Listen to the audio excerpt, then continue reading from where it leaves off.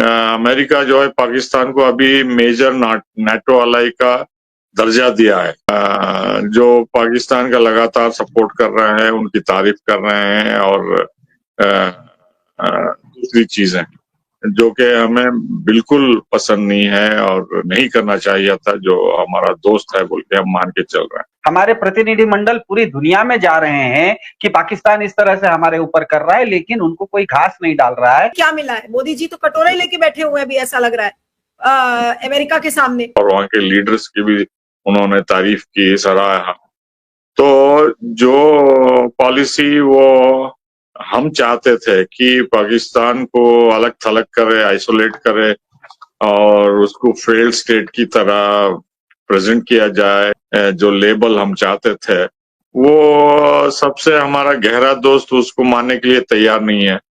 बल्कि पाकिस्तान की अब तारीफ हो रही है, सिर्फ डोनाल्ड ट्रंप की तरफ से ही नहीं, उनके मिलिट्री जनरल जो साउथ एशिया और सेंट्रल एशिया और इंडियन ओशन एरिया में कंट्रोल करते हैं, सेंट्रल कमांड कतार से, दोहा से। तो ये चौंकाने वाली बात है। और जैसा कि मैं पहले आपके प्रोग्राम में बताया था, अमेरिका जो है पाकिस्तान को अभी मेजर नाटो अलाई का दर्जा दिया है, जिसके तहत वो इंटेलिजेंस शेयर करते हैं और काफी खुफिया तौर पे उनकी मिलिट्री के साथ संबंध लगातार बनाए रखे हैं।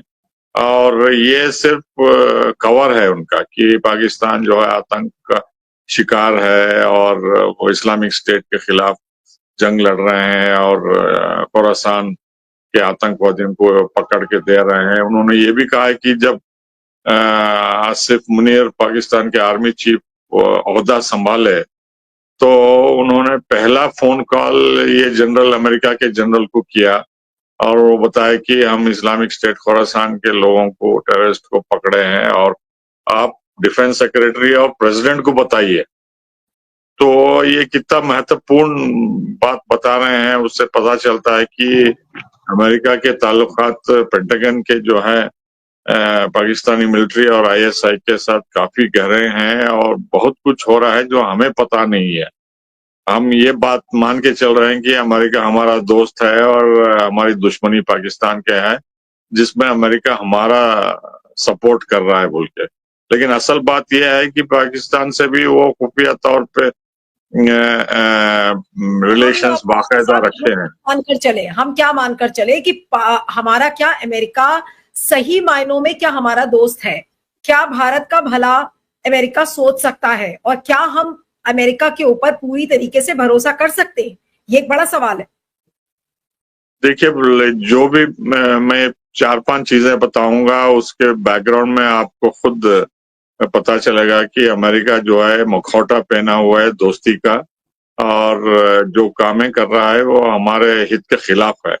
एक तो जो पाकिस्तान का लगातार सपोर्ट कर रहे हैं, उनकी तारीफ कर रहे हैं और दूसरी चीजें जो कि हमें बिल्कुल पसंद नहीं है और नहीं करना चाहिए था, जो हमारा दोस्त है बोल के हम मान के चल रहे हैं। दूसरा मुख्य कारण जो है, लगातार अमेरिका के एडमिनिस्ट्रेशन वाले कहते आ रहे हैं कि आप रूस के साथ हथियार मत खरीदिए, तेल मत खरीदिए, आप उनसे दोस्ती मत रखिए, हमसे तेल खरीदिए, हमसे गैस खरीदिए, हम आपकी मदद करेंगे बोल के, जो कि गलत है। तीसरा जो है, चीन के साथ डोनाल्ड ट्रंप और उनके ट्रेड रिप्रेजेंटेटिव लगातार कहते आ रहे हैं कि आप चीन के साथ 120 बिलियन डॉलर से खरीदते हैं, इंपोर्ट एक्सपोर्ट हो रहा है, उसको खत्म करिए। और उसके साथ जुड़ा हुआ है कि हम ग्लोबल साउथ के मेंबर्स के ऊपर भी दबाव डालें कि वो चीन के साथ या रूस के साथ ट्रेड मत करिए, हथियार मत खरीदिए, और हमको इस्तेमाल करना चाहते हैं। और उससे सबसे बड़ी बात, अहम चौथी बात यह है कि ये ट्रेड के मामले को लेके जो है लगातार भारत पे प्रेशर बढ़ा रहे हैं और टैरिफ हटाने की बात कर रहे हैं, जिससे हमारी आर्थिक स्थिति पे काफी गंभीर असर होगा। जो हमारा मोटो है सेल्फ रिलायंस का, आत्मनिर्भर का, तो उसको बहुत खतरा होगा। और अमेरिका जो है तूफानी तौर पे एक्सपोर्ट्स, अपने एक्सपोर्ट्स भारत में फ्लड करेगा, डंपिंग भी करेगा। तो इससे जो है हमारे जो इंडस्ट्रीज हम इतनी मेहनत से बचाए हैं और जो हम सेल्फ रिलायंस हैं उसको खतरा होगा और अमेरिका उन पे निर्भर बनाने की कोशिश कर रहा है। जी, मैं 5वां पॉइंट विस्तार से बता रहा था कि अमेरिका जो है भारत को घेरने की हर मुमकिन कोशिश कर रहा है। ये रेजिम चेंज एजेंडा के तहत जो भी उन्होंने किया है मालदीव में, श्रीलंका में, बांग्लादेश में, नेपाल में वगैरह, तो और अंदरूनी जो डोमेस्टिक इंडिया की डेवलपमेंट्स हैं उसको भी इस्तेमाल करके, चाहे वो अदानी प्रॉब्लम हो, खालिस्तानी प्रॉब्लम हो, रॉ का एजेंट गुप्ता हो, और कांग्रेशनल रिपोर्ट जो सैंक्शंस और बीजेपी को दोषी ठहराया था पार्लियामेंट्री इलेक्शन में, इन सब को लेके, उसके अलावा जो हमारे कंपनीज हैं सॉफ्टवेयर के और शिपिंग के, उन पे भी पाबंदी लगाए हैं, सैंक्शंस लगाए हैं। तो ये इतने बड़े पैमाने पे टैरिफ से लेके, सैंक्शन से लेके, रेजिम चेंज एजेंडा से लेके और रूस को अलग थलग करने से हमारी दोस्ती और चीन के पर भी दबाव डालने के, हमारे ट्रेड के ऊपर लेके, ये कुल मिला के हमें लगता है कि अमेरिका जो है जो दोस्त बन के आगे बताता है, तो असल में जो है हमको अंडरमाइन कर रहा है, हमारी इकोनॉमी को अफेक्ट हो रहा है उसकी पॉलिसीज, और पॉलिटिकल लीडरशिप भी काफी परेशान है कि ये जो चैलेंजेस हैं ये दिन ब दिन बढ़ते जा रहे हैं डोनाल्ड ट्रंप के रेजिम में। तो इसके लिहाज हमें रिव्यू करना पड़ेगा कि अमेरिका हमारा असल में दोस्त है, स्ट्रेटेजिक पार्टनर है, या पाकिस्तान से मिलके हमारे खिलाफ साजिश कर रहा है और हमारे दोस्तों को, हमारे इन्फ्लुएंस को अंडरमाइन कर रहा है। मैं अब सिद्धार्थ के पास आती हूँ कि ये जो जनरल कुरेला ने जो ये बात कही, इसको लेकर जयराम रमेश ने आज ट्वीट भी किया है कि this is the man who spoke in such incendiary and provocative language just before the Pahalgam terror attacks. What is the US really up to? This is another huge diplomatic setback for India. क्या ये कूटनीतिक झटका एक बार फिर से मोदी जी को दिया है अमेरिका ने? और मोदी जी चुप है, भारत के विदेश मंत्री चुप है, कोई कुछ नहीं बोलेगा, हम सिर झुकाकर खड़े रहेंगे। देखिए, अमेरिका का दोगलापन जिस तरह से पाशा साहब ने कहा उसी बिल्कुल स्पष्ट है कि एक तरफ तो वो हमारे प्रधान जी को अमेरिका में बुलवा के अपना चुनाव जीत जाता है, अब की बार ट्रंप सरकार करवा के अपने खुद चुनाव भी जीतते हैं, और भारत जिस समय भारत की सेना अखंड भारत और पीओके को अपने कब्जे में लेने वाली होती है तो जबरदस्ती सीज फायर भी कर देते हैं। तो अमेरिका का दोगलापन तो बिल्कुल स्वाभाविक है और बिल्कुल स्पष्ट है, जिस तरह से पाशा साहब ने पॉइंट बाय पॉइंट बताया। मैं इससे ऊपर जाके एक बात बताता हूं कि पूरी दुनिया में क्या यह सच नहीं है कि 22 अप्रैल को जिस दिन पहलगाम में आतंकवादी घटना हुई थी, दुनिया के सारे देशों ने भारत को सहानुभूति दी थी, लेकिन आज 1.5 महीने बाद वो सहानुभूति कहीं पर भी समर्थन में परिवर्तित नहीं हो रही है, कहीं पर भी सहयोग में परिवर्तित होते हुए नहीं दिख रही है। हमारे प्रतिनिधि मंडल पूरी दुनिया में जा रहे हैं कि पाकिस्तान इस तरह से हमारे ऊपर कर रहा है, लेकिन उनको कोई घास नहीं डाल रहा है। इसका कारण क्या है? इसका कारण मूलभूत रूप से यहाँ पर सिर्फ अमेरिका की बात नहीं है, पूरी दुनिया में हमारे प्रतिनिधि मंडल जा रहे हैं और उनको कहीं अगर इस अपनी बात को रखने का और अपनी बात को कन्विंस करवाने की ताकत नहीं आ रही है, तो इसके पीछे एक फंडामेंटल और मूलभूत कारण है। क्योंकि एक सामान्य सा सिद्धांत होता है कि परिभाषा अगर गलत होती है तो निष्कर्ष हमेशा गलत ही निकलते हैं। 1994 में संयुक्त राष्ट्र संघ ने जब आतंकवाद की परिभाषा बनाई, उसमें भारत भी शामिल था। वो परिभाषा ये है कि राजनीतिक उद्देश्य के लिए हथियार द्वारा जनता को हड़काना आतंकवाद है। तो इस परिभाषा में आप अगर ध्यान से देखिए तो न तो किसी मुल्क का नाम है, न तो किसी मजहब का नाम है, और न ही किसी नस्ल का नाम है। और दूसरी तरफ आप मोदी सरकार को देखिए, इसने आतंकवाद की वर्तमान परिभाषा जो बनाई है उसमें हिंदू मुसलमान भी है और भारत पाकिस्तान भी भरा हुआ है। तो अमेरिका पर भी, अमेरिकी ध्यान में रखिएगा, अमेरिका पर भी 9/11 को आतंकवादी हमला हुआ था, उसमें दर्जनों सऊदी नागरिक थे, पर अमेरिका ने सऊदी अरब को तो आतंकवादी देश नहीं घोषित किया। तो ऐसी परिभाषा का उपयोग कीजिए जो परिभाषा सामने वाला भी समझता हो, जो परिभाषा सामने वाला भी मानता हो। आप एक नया पहाड़ा लेके जाइएगा, आप एक नया बाराखड़ी लेके जाइएगा तो वो क्यों समझेगा? उसकी भाषा से भिन्न है।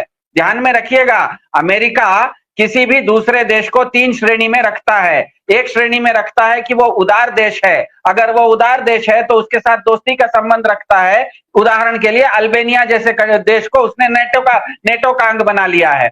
दूसरा एक श्रेणी है, अमेरिका कुछ देशों को कट्टर मानता है, उन कट्टर देशों के साथ अमेरिका व्यापार का संबंध रखता है, जैसे सऊदी अरब के साथ। उनसे दोस्ती का संबंध नहीं रखेगा लेकिन व्यापार का संबंध रखेगा। और तीसरी श्रेणी में अमेरिका रखता है कि कुछ देश ऐसे हैं जो कि बर्बर देश हैं, उनको दंड देना चाहिए, चाहे वो आईएसआईएस हो या तालिबान हो। तो मैंने ये 3 देश का नाम लिया। अल्बेनिया का कहीं जाते हैं तो उनकी बात आजकल नहीं सुनी जा रही है, ट्रंप आके जबरदस्ती सीज फायर करवा देते हैं। भारत की सरकार अगर सर्वदलीय प्रतिनिधिमंडल भी भेजती है तो उसकी बात कोई नहीं सुनता है। पाकिस्तान को तो यूएन में भी अब कोई ना कोई दर्जा मिल गया है, मेरे ख्याल से वाइस चेयरमैन का, if I am not wrong. हाँ, और अमेरिका के जो अभी आपने जिस जनरल की बात की, वो परिभाषा, उनकी परिभाषा आतंकवाद की कुछ अलग है और भारत मोदी सरकार की परिभाषा कुछ अलग है। तो उनको अपनी परिभाषा अगर आपको समझाना है तो आपको उतनी तैयारी करके। सिद्धार्थ, ये भी है कि पाकिस्तान के लिए तो ऑपरेशन सिंदूर के बाद सब कुछ बल्ले बल्ले है। उनको जो फंड मिलना था आईएमएफ से, उनको वो भी मिल गया, उनको एक यूएन में दर्जा भी मिल गया। अमेरिका ने उनको फिनोमिनल पार्टनर भी बता दिया है। तो मोदी जी के हाथ में क्या मिला है? मोदी जी तो कटोरा ही लेके बैठे हुए हैं, भी ऐसा लग रहा है अमेरिका के सामने। नहीं, विश्वगुरु का तमगा मिला है ना, तो रोज विश्वगुरु अगर डंका बजते रहेगा तो उतना बस है। अरे हमारे यहाँ एक कहावत है कि किसी ने भी अगर आपको जी बोल दिया तो आप खुश हो जाइए, बहुत इज्जत दे रहा है करके। उसके एक दिन मुझे समझ में आया थी, इस देश में तो बिस्किट को भी पार्ले जी बोला जाता है, तो किसी ने जी लगा दिया तो उससे तो इज्जत मेरी हुई नहीं। तो ये भारत, हाँ नहीं, लेकिन ये जो ट्रम्प की हालत है और ट्रम्प जिस तरीके का स्टैंड ले रहे हैं, ये ट्रम्प क्या बदहवास हो चुके हैं? डॉक्टर पाशा, मैं आपसे ये सवाल करना चाह रही हूँ, क्योंकि ट्रम्प की नीतियों को कोई भी पसंद नहीं कर रहा है। अब जिस तरीके से ये 50-51 प्रोटेस्ट ऑर्गेनाइज हो रहे हैं 14 तारीख को, और ऑलरेडी इसके पहले हमने इलॉन मस्क और इनके बीच में जो तू मैं है वो देखी सबने ट्विटर पर। बहुत ही बेइज्जती हुई डोनाल्ड ट्रम्प की। और ये भी कहा गया कि भाई JD Vance is better, he should be faced out, JD Vance should become the president of America. कहीं ऐसा तो नहीं है कि इस बदहवासी की हालत में इस तरीके से अमेरिका भारत के प्रति भी रिएक्ट कर रहा है? क्योंकि असलियत ये है कि डोनाल्ड ट्रंप राष्ट्रपति पद से हटने वाले हैं। ये जो 50-51 प्रोटेस्ट है सर, ये इसका पहला एग्जाम्पल है, ऐसा लगता है। आप क्या कहते हैं डॉक्टर पाशा? जी, आपका सवाल बहुत महत्वपूर्ण है। उससे पहले एक दो चीजें पाकिस्तान के बारे में बताना जरूरी है। वो ये है कि हम सोच के चल रहे थे कि पाकिस्तान को जो है हमारी पॉलिसी अलग थलग करने की और जो भी उनको फाइनेंशियल एड मिलना था उस पर दबाव डाल के हम कामयाब रहे, बोल के वो हमारी पॉलिसी सफल नहीं रही।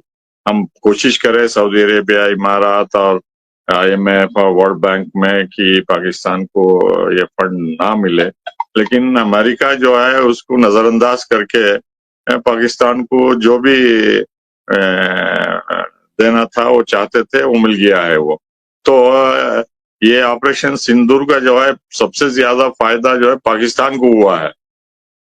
मतलब जो चीजें उनको अटकी हुई थी आईएमएफ और वर्ल्ड बैंक कई सालों से, तो अब अमेरिका जो है इसका फायदा उठा के अमेरिका को उनको रिवार्ड दे दिया है।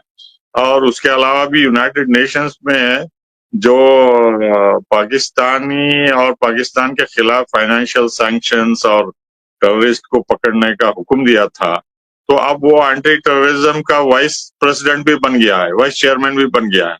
ये देखिए आयरनी, अमेरिका जो चाहता है वो कर रहा है हमारे दुश्मन के लिए। हम इतने सालों से प्रयास कर रहे हैं, 35 सालों से पाकिस्तान को आइसोलेट करने की और क्रॉस बॉर्डर टेररिज्म को लेके। तो अब हमारा दोस्त ही जो है, जिगरी दोस्त जो प्रधानमंत्री डोनाल्ड ट्रंप को कहते हैं, वो खुद पाकिस्तान को हर मुमकिन मदद देने की कोशिश कर रहा है। तो अब हमारे सामने ये चुनौती है कि जो पुरानी दोस्ती थी पाकिस्तान और अमेरिका के बीच में, वो उसको जो है चीन और पाकिस्तान की दोस्ती के अलावा है। तो हमारा जो है हमारी नीति जो है दोनों देशों के पॉलिसी में सपड़ गई है। और जो खतरा है पाकिस्तान को जो चीन हथियार दे रहा है, फाइटर जेट्स दे रहा है, मिसाइल्स दे रहा है, तो ये मिलिट्री थ्रेट बहुत बढ़ गया है, जिसके तहत हमारे लोग कहते हैं कि फाइटर जेट्स भी मारे गए, चाहे रशियन हो या फ्रेंच रफाल हो वगैरह। तो अब जो है धीरे धीरे पाकिस्तान को रिहेबिलिटेट करके, और टेररिज्म बढ़ रहा है, और तो ये ट्विन पॉलिसी सेटबैक है, और हमें गंभीरता से सोचना होगा कि जयशंकर हमें कहाँ ले जा रहा है, भारत को किस दिशा में ले जा रहे हैं, और हमारे दुश्मन इतने बोल्ड और असर्टिव और कॉन्फिडेंट कैसे हो गए। तो इसका उदाहरण जो है अमेरिकन डोमेस्टिक पॉलिसी से भी उभर के आ रहा है। पिछले